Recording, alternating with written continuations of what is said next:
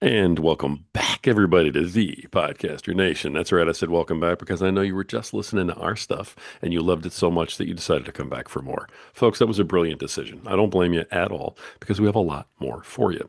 Now, why do we have so much more for you?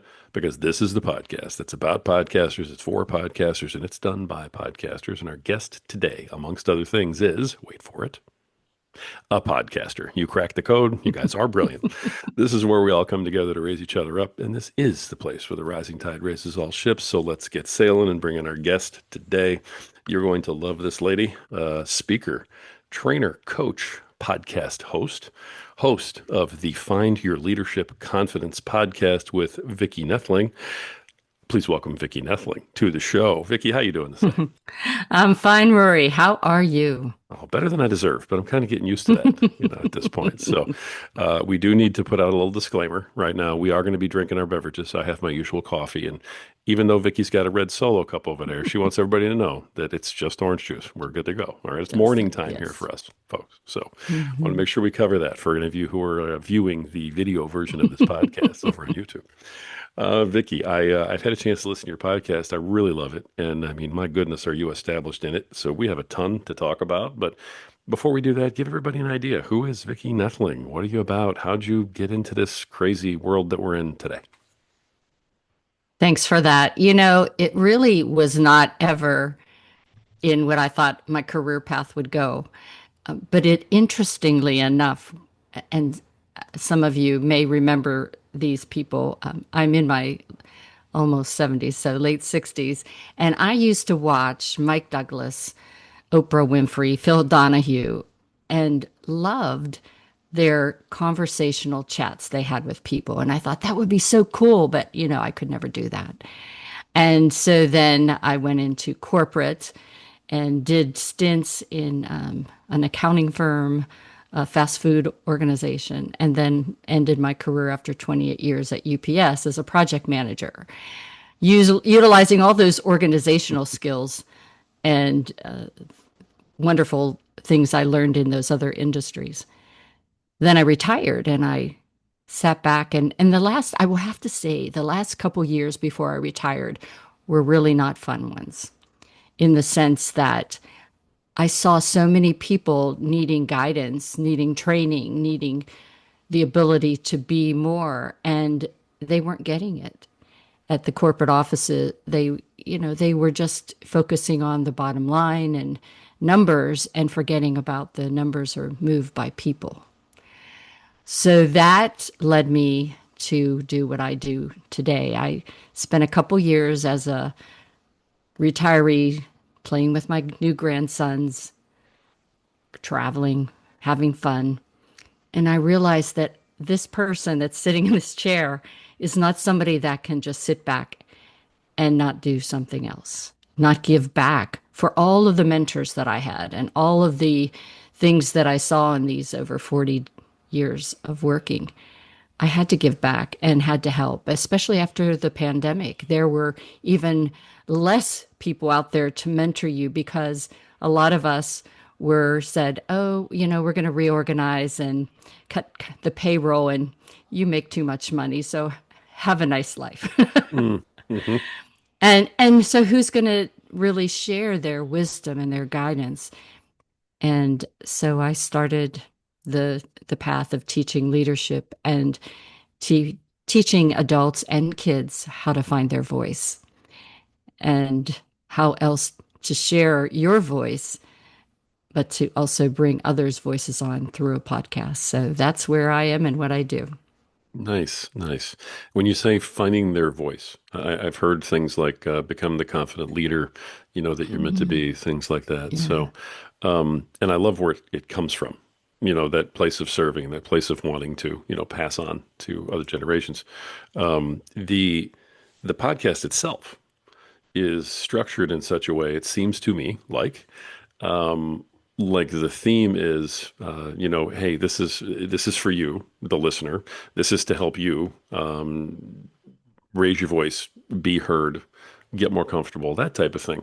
Am I getting that from the podcast? I mean, I couldn't listen to all your episodes, of course, Yeah. because you've done like a million of them. But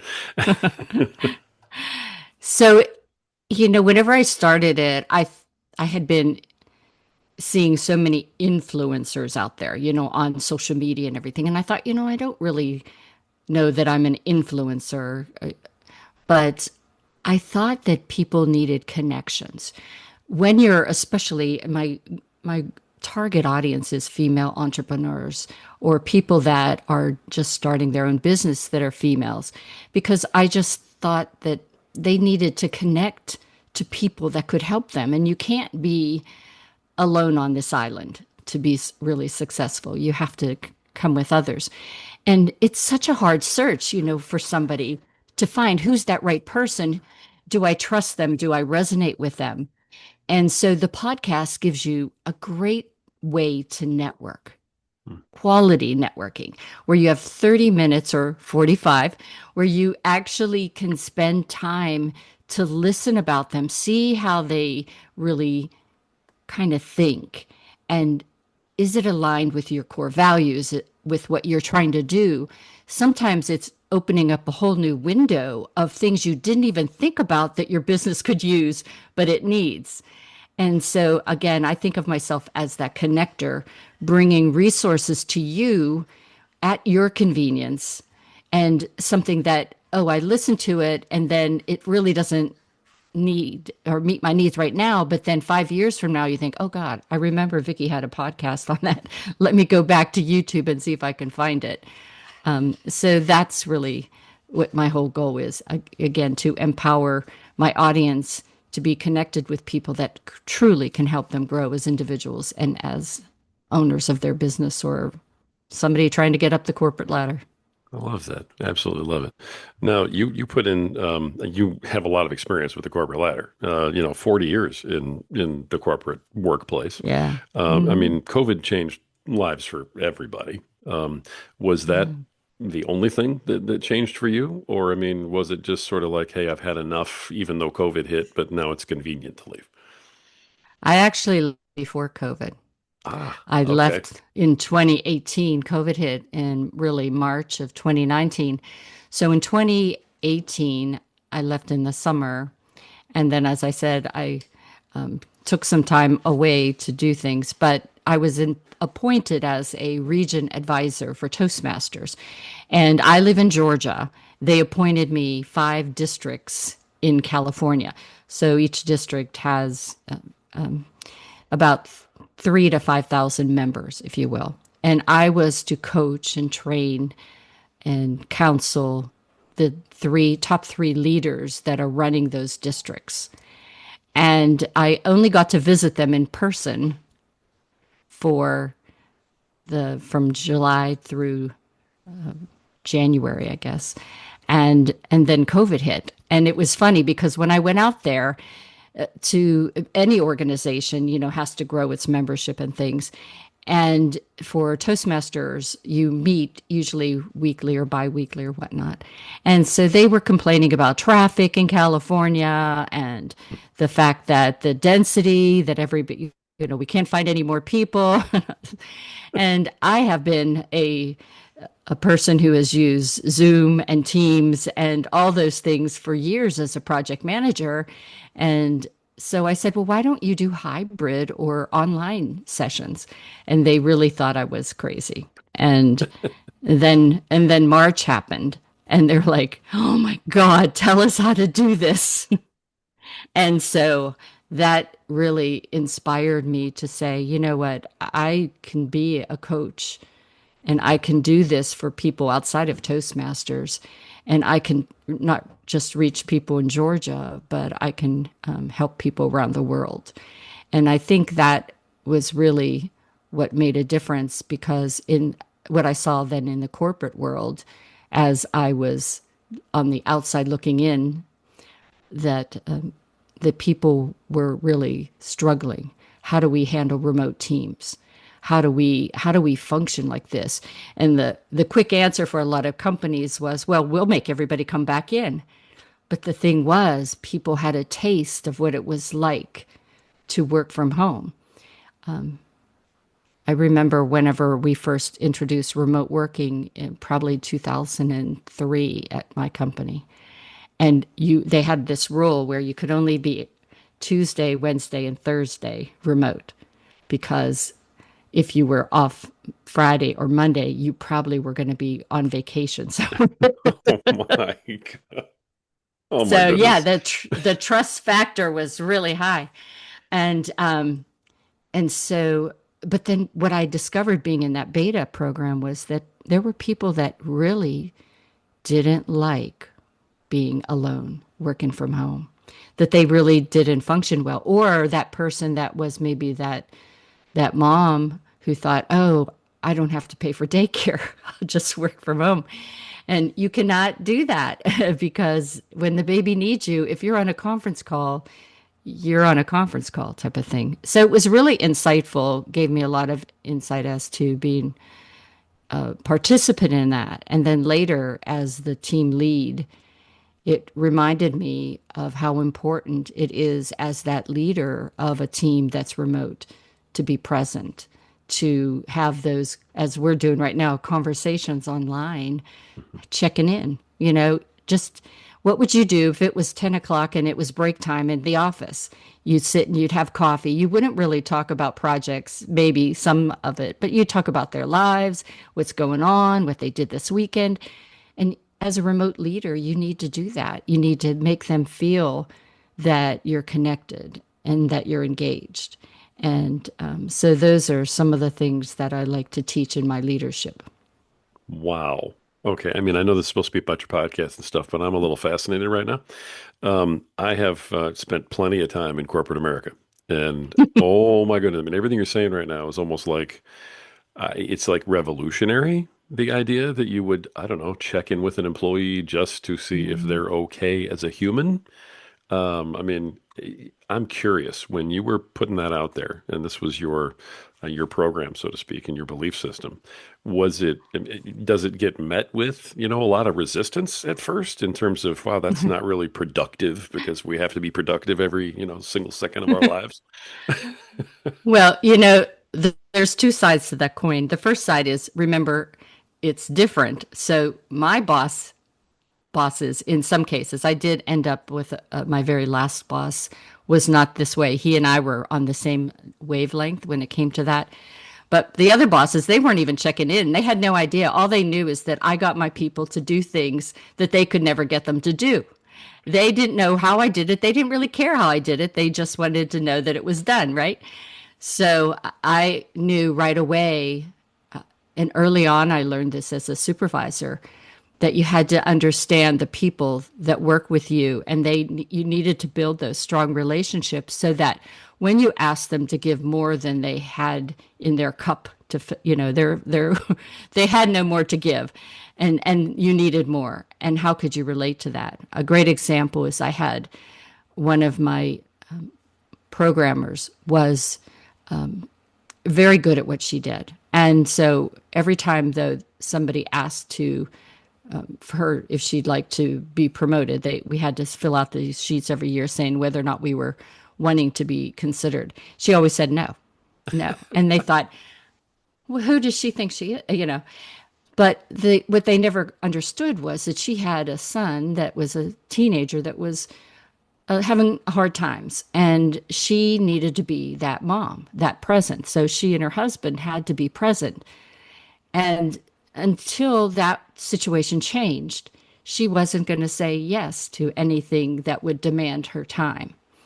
And when that changed, I knew that it was time to ask, and she said yes. And she was fabulous as a leader. But you have to know that. You have to get to know your people.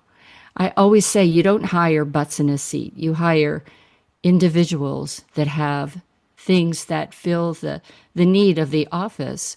But whenever you get to know people, I teach leading with the heart, the head, and the hands. And so the heart is you get to know people, you build relationships with people, you show that you're trustworthy, you're vulnerable, and you lead by example. And then whenever it comes time to talk about the mission and the strategy and how they are part of that mission, what they do impacts that mission, then it's easy to get them to do more to make that mission happen, that goal achieved. But if you just tell them, here's a checklist of everything you have to do every day. If you don't do it, we're going to write you up or put you on a 30, 60, 90. That doesn't work. And if I have somebody that I need to put on a 30, 60, 90, which is reviews every 30 days, 60 days, 90 days, there's something going on in their life. Either this job no longer works for them, and we have to have conversations to really talk about that, or they have things going on in their personal life that are really impacting them. And how can I help them be able to concentrate on that so that they can do a better job with what I have? And so it takes more work. As it's not just being a manager, but it is being that leader that shows heart. So, and the hands are, I said, leading by example. Well, that's where you have to be a servant leader in all that you do. I'm just shaking my head the whole time. I love everything you're saying right now. The idea that uh, a company would look at something that way is is hard for me because I'm a little harder on businesses and companies than a lot of people. I didn't have those great, great experiences with it.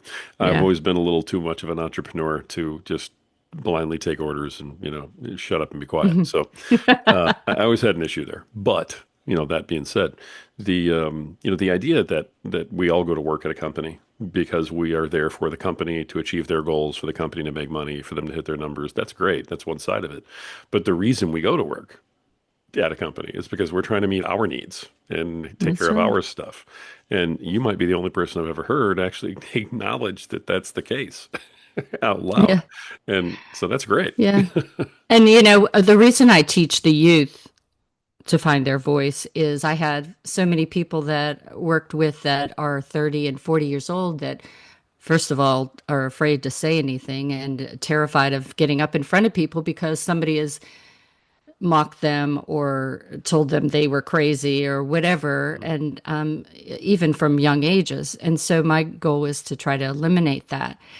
But I think the best employees are the what if employees, where they're not afraid to listen to what's being offered and say, well, what if we did this? Let's just try that. I think that's why I love project management of projects that were never tried before, because you could play with the what ifs, well, let's try it, see if it works, see what didn't work, fix it, and it's really kind of exciting to do that. Well, in if you're a boss or a manager, you're going to say, well, this is how we do it. Here's the steps to take.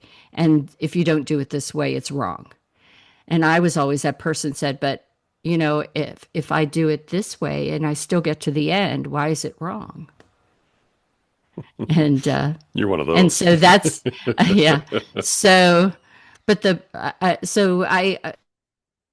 I started for my people. I said, I go by everybody has an internal GPS.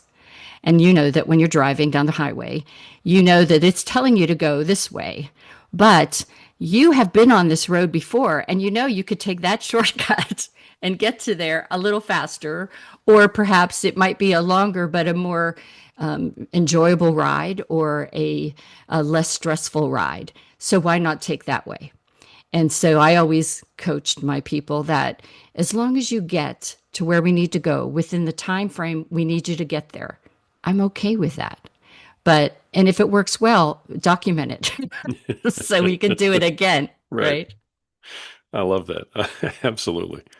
All right. So, in terms of the podcast, then, it seems, to, of course, that because I could talk to you about this corporate stuff all day, Yeah, all but day. yeah, the in terms of the podcast, clearly it's educational for folks. It's also inspirational for folks to try and find their voice, find their way, and find their purpose. A little bit. Sounds like. Yeah. Uh, Yeah, so, I have a lot of people that talk about mindset too, because I think that's a reminder we have to have every day, that our mindset really determines how our day is going to go. wonderful. I mean, I don't think you can talk about that too much, actually, especially in today's world. But Yeah. so that's great. Do you use the podcast then as a marketing arm for the business? Credibility purposes, branding. Tell me how that plays in with your business that you run. All the above. Sometimes I actually, whenever I have conversations with people, I'll get clients because they need someone to teach leadership to their organization, or they are an author or a person who needs to get more out in front of people and be more engaging on any stage. And so I coach on that. So, especially people that maybe don't feel comfortable speaking in podcast or being on summits. And that really is truly helpful to their business. As I said, this podcasting is a great way to network and to expand your network. And so you need to be able to be comfortable.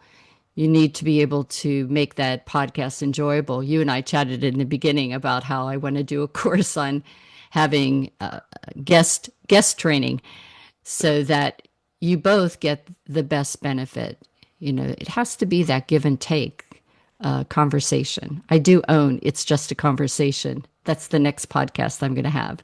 It's Just a Conversation with Vicki, because it's your time to tell your story. And we all have great stories. Our journey is really important for the audience to hear, because it's how they see themselves in the journey. Oh my God, he had that too. Or she screwed up too, and she's making all this money now. I think those are Yep. important things for us to hear.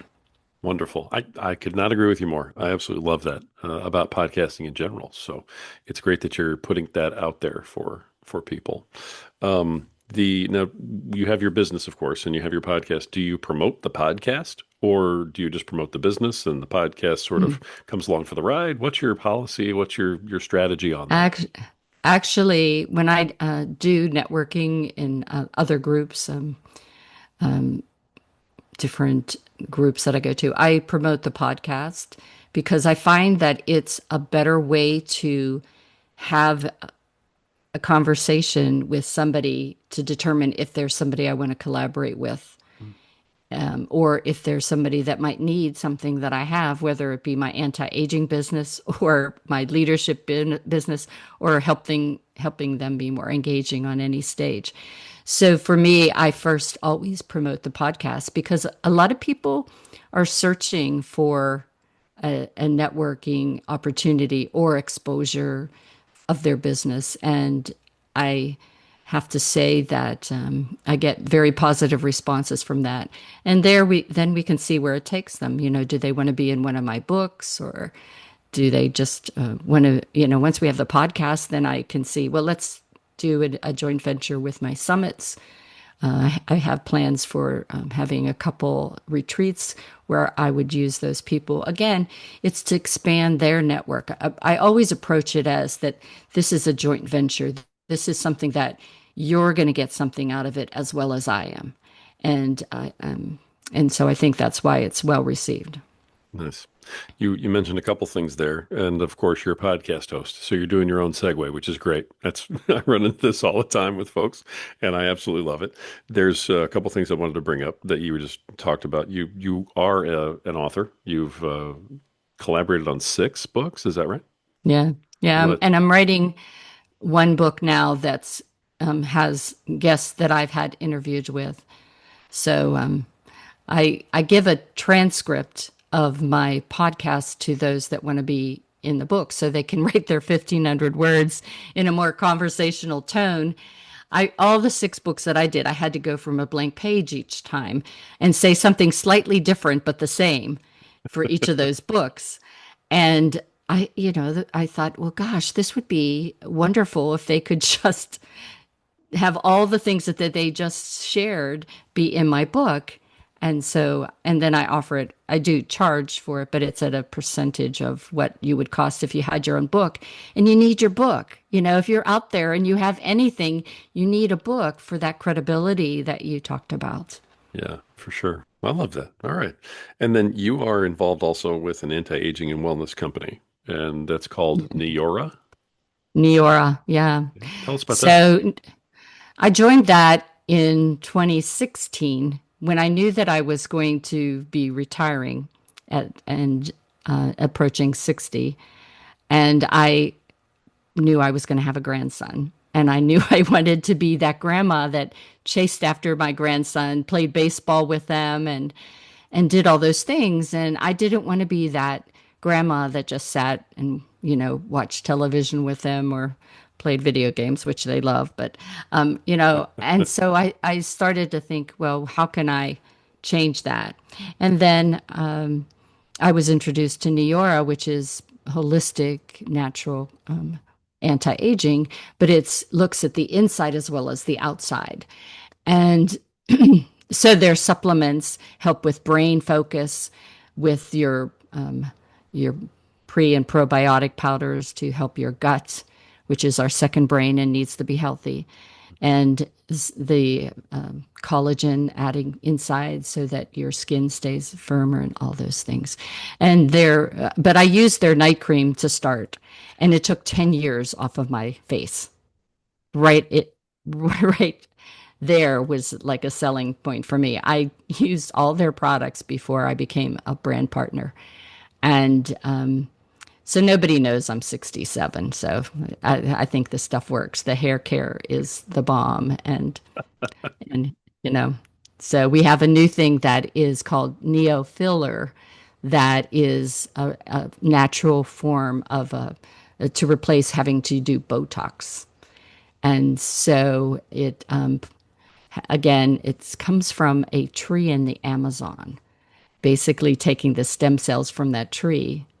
And so it's a topical, there's no burning, there's no dryness, there's no pain, and no shots. Nice. And it works fabulously. In 3 months, you see the lines go away, your face gets thinner, and just fabulous.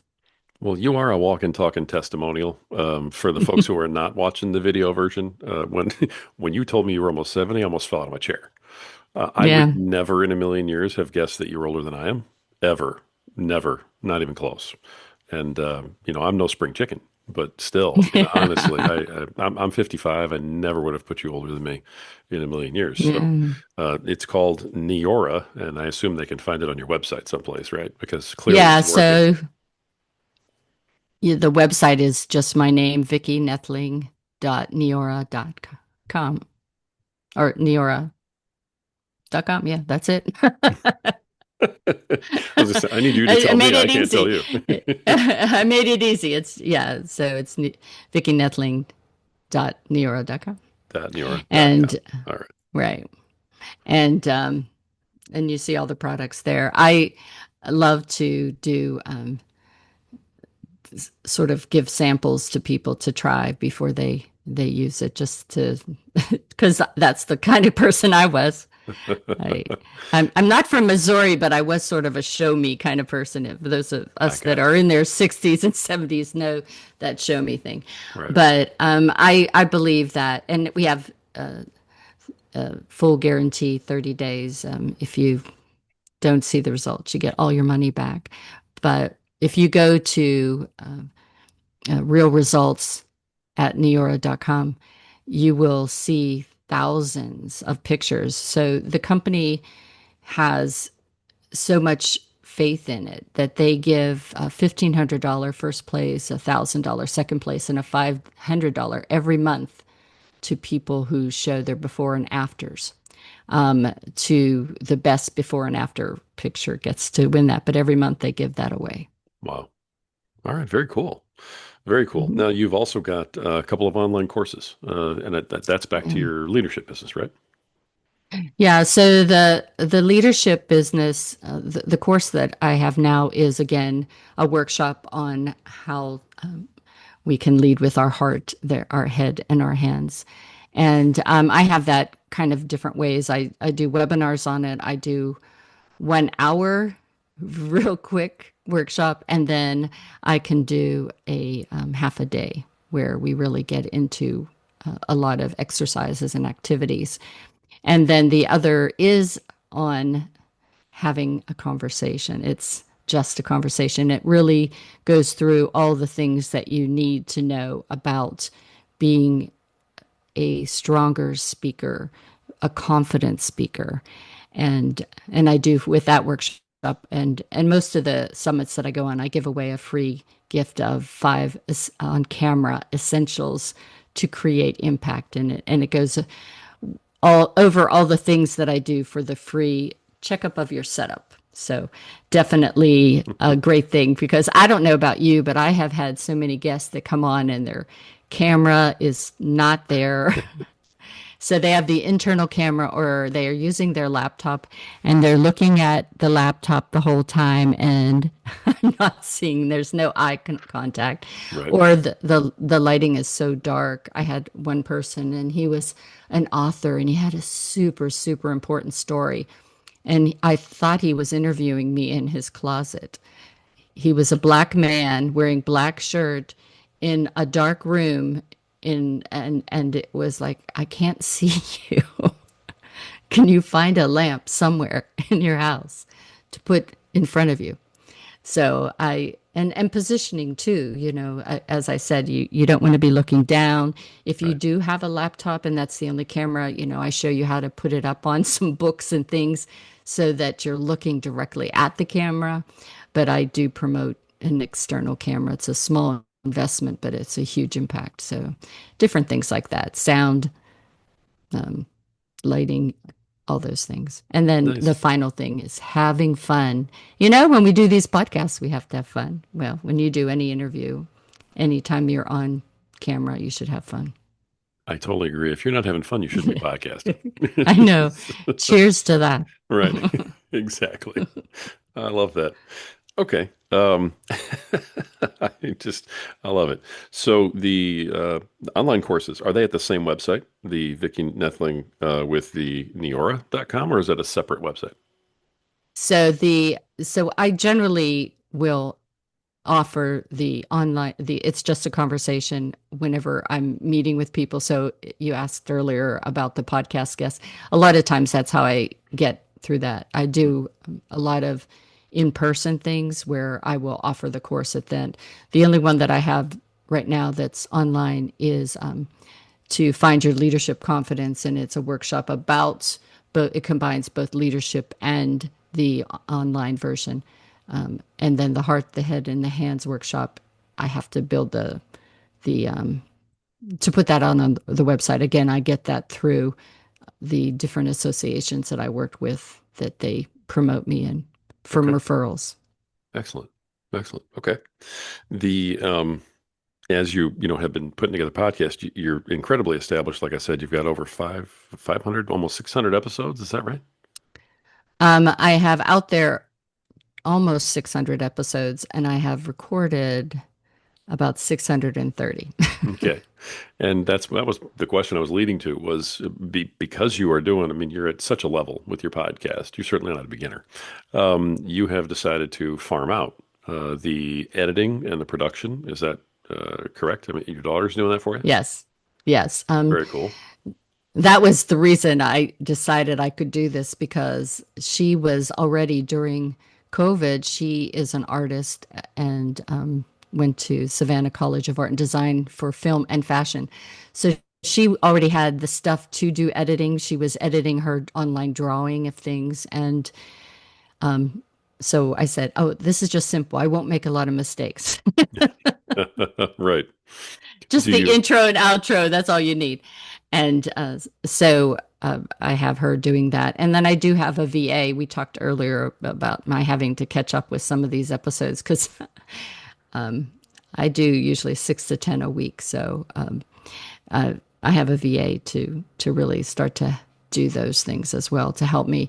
And I use ChatGPT like crazy. There you go.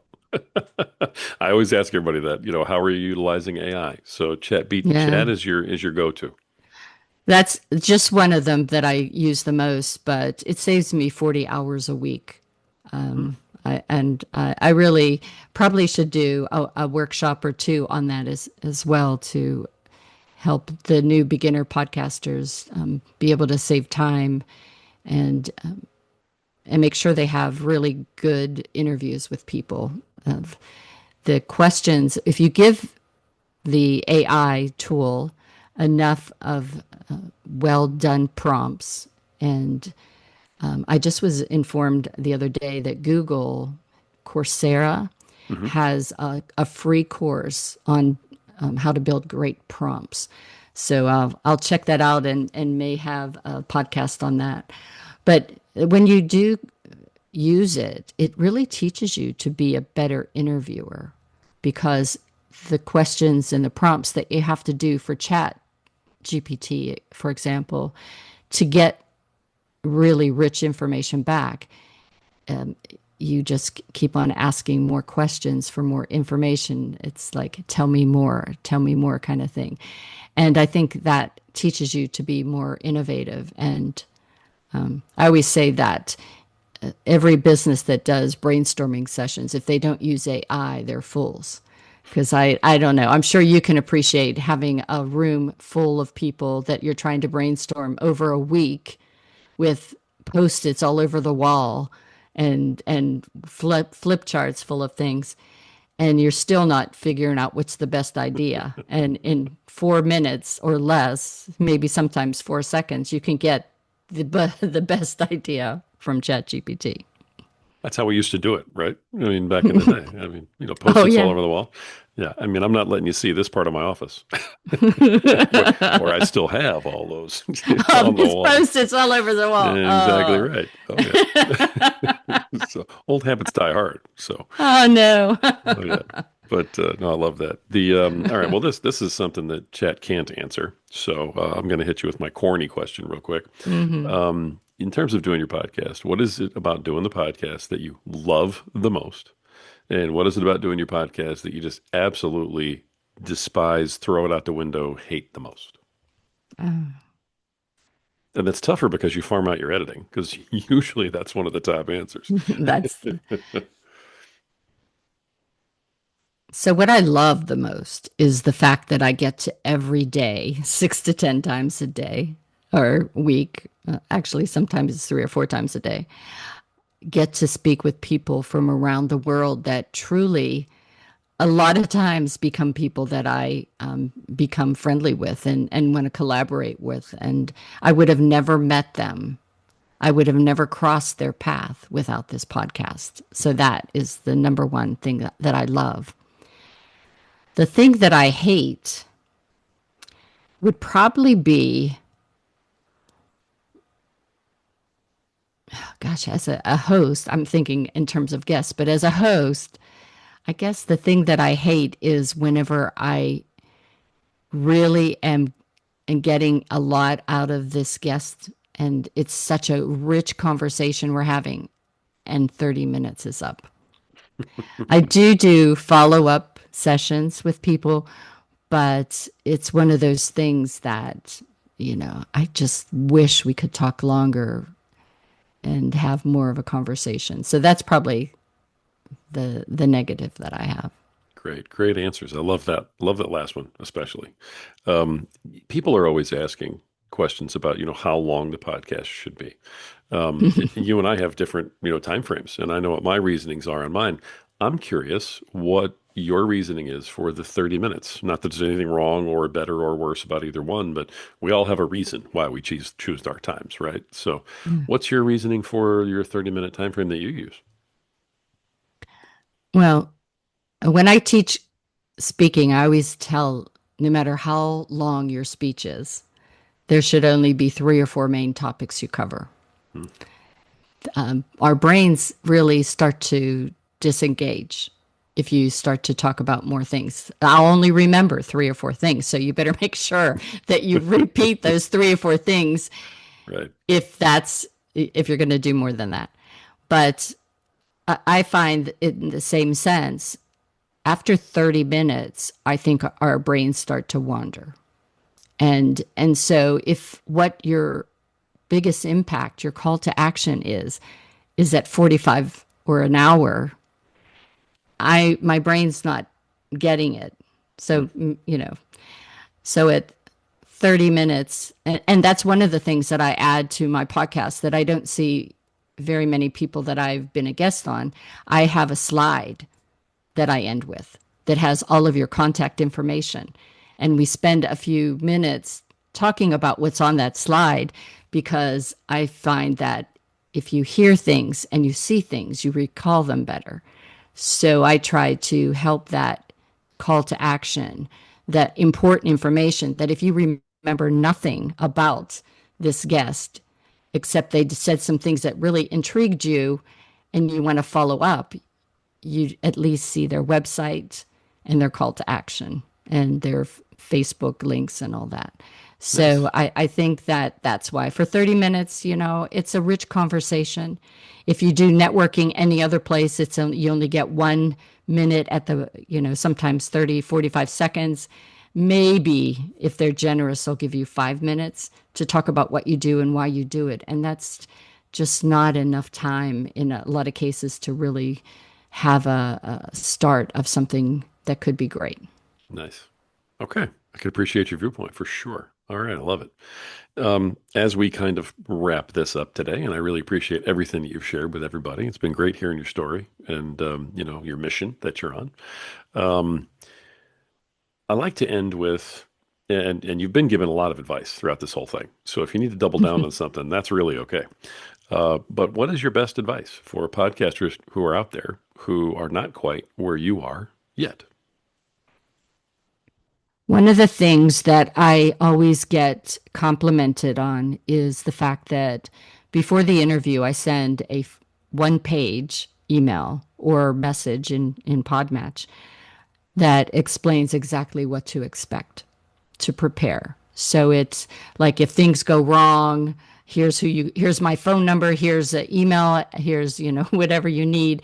This is what to expect, how it's going to flow, so that when they come in on the Zoom, they they are comfortable that they know what's going to happen. And I just find that the organization that you present or prepare, and maybe this comes from my project management days, but I find if I have my guest comfortable, the interview goes so much smoother because they know what to expect. They're not surprised. I give them questions that we're going to ask, but I let them know that that's just to start the conversation. Those are kind of like 6 icebreakers, and that we'll go different places from each of those. And I think, again, it just doesn't allow for too many surprises. And so we get off to a good start, and that helps the 30 minutes work as well. Nice. Excellent. Okay. Great advice. Beautiful. Wonderful. All right. Vicki Noethling, speaker, author, coach, podcaster, trainer, and host of the Find Your Leadership Confidence podcast with Vicki Noethling, and soon to be the host of a second one about It's Just a Conversation. Am I getting it right? That's right. That's All right. right. We're looking for that one coming anytime now.